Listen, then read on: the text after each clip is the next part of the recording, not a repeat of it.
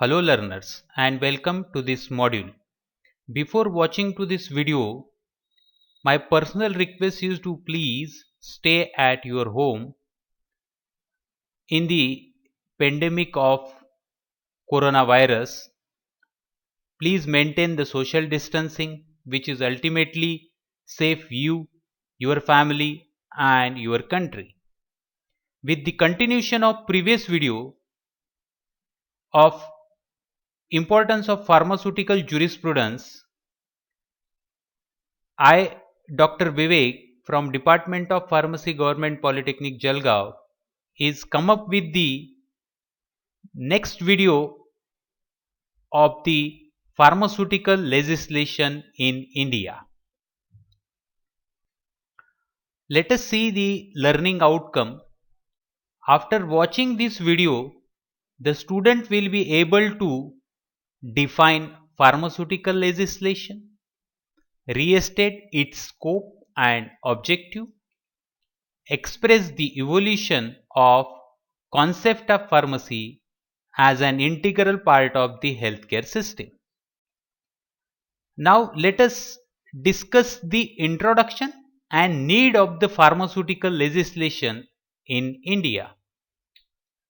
In ancient time, there were no written laws with respect to social, political, economical, and even in the area of drugs and pharmaceuticals.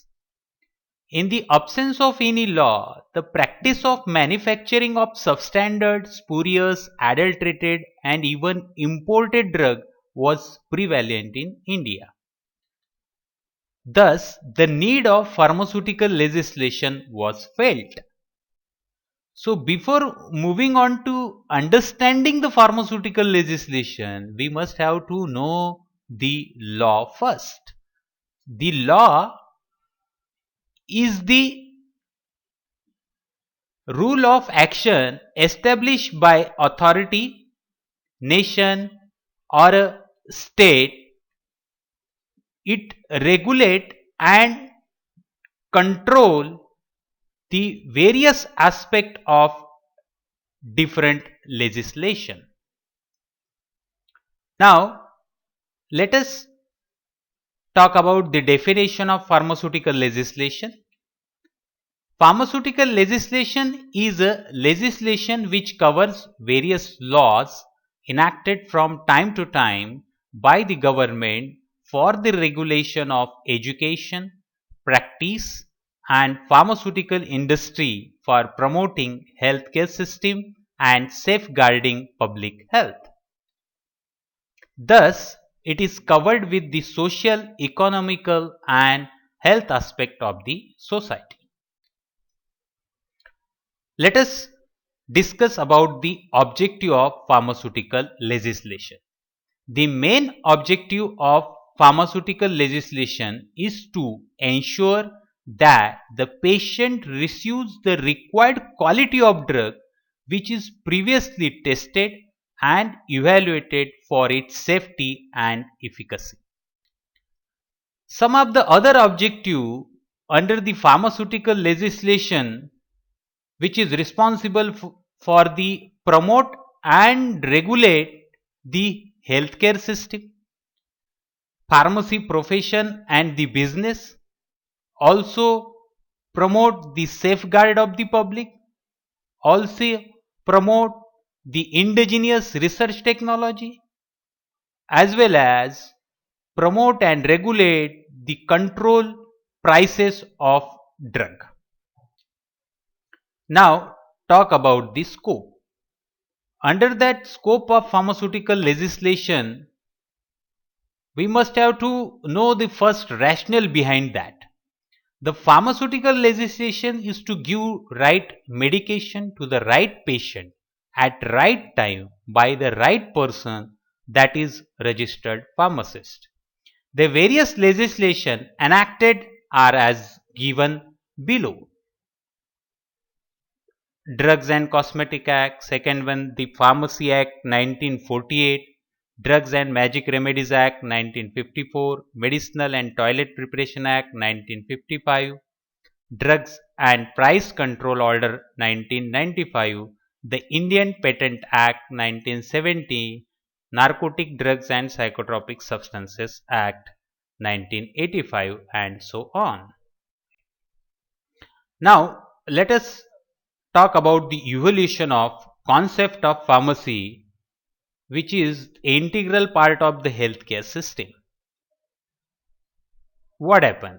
In Indian system of the medicine,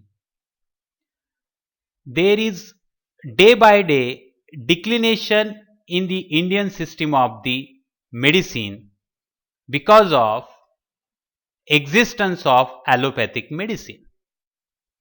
The allopathic medicine, which is practiced in India because of the East India Company came India, and which was first introduced a chemist shop by Mr. Bathgate, and afterwards the same establishment opened the manufacturing unit for the spirit and the tinctures in 1910.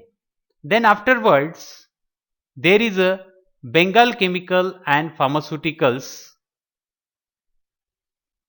which is manufacturing for the pharmaceuticals as well as the some of the chemicals. Then third one is the small factory established by the T.K. Gajjar, which is related to the pharmaceutical medication.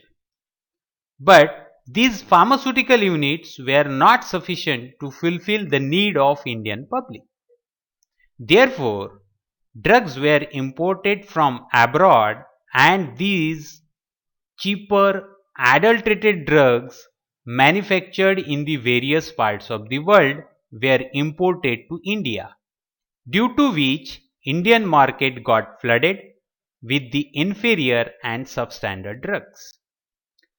See, the Indian Medical Gazette reported that there was absolutely no control over manufacture, import and sale or distribution of drugs in India. So, because of that, several deaths had been reported due to the spurious drugs and adulteration.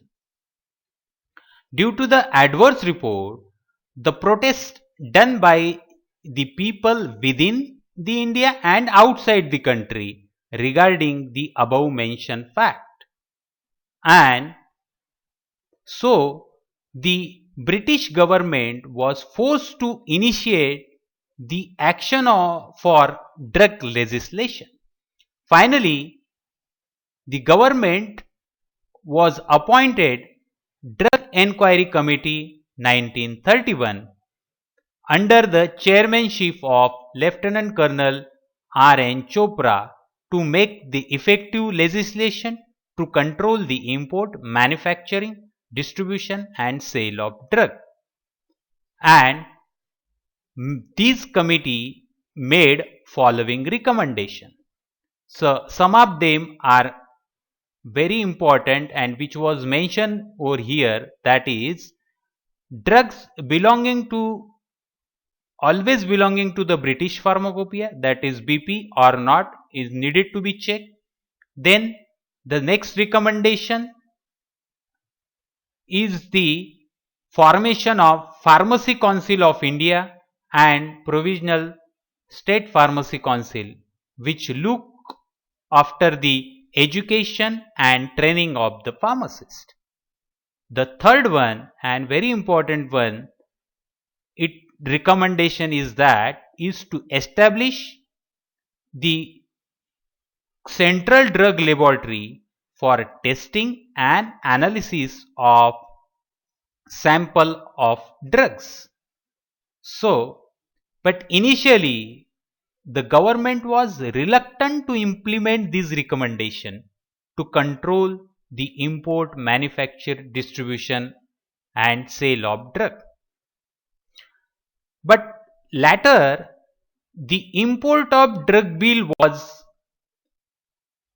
passed by the government in 1931, but it was concerned only with the import and it is not associated with the manufacturing and sale.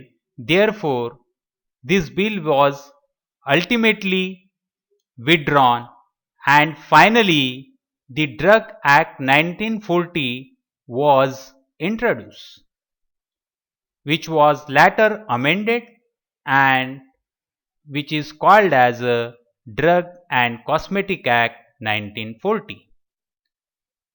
Students, hereafter in the next coming video we will going to discuss about the details of Drugs and Cosmetic Act 1940. So thank you very much for your patience hearing. Enjoy learning, keep learning, and if you like this video, kindly subscribe the channel and click on a bell icon.